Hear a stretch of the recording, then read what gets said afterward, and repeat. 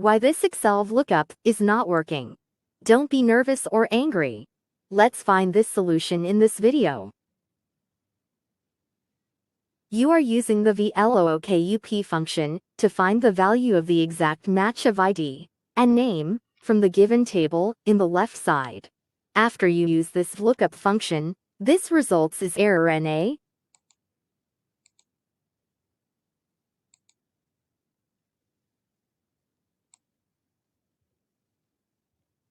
How can we fix this?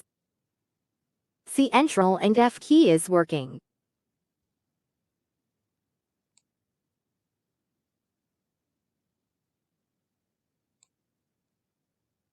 Most of the case, this Excel format is different like between text and general.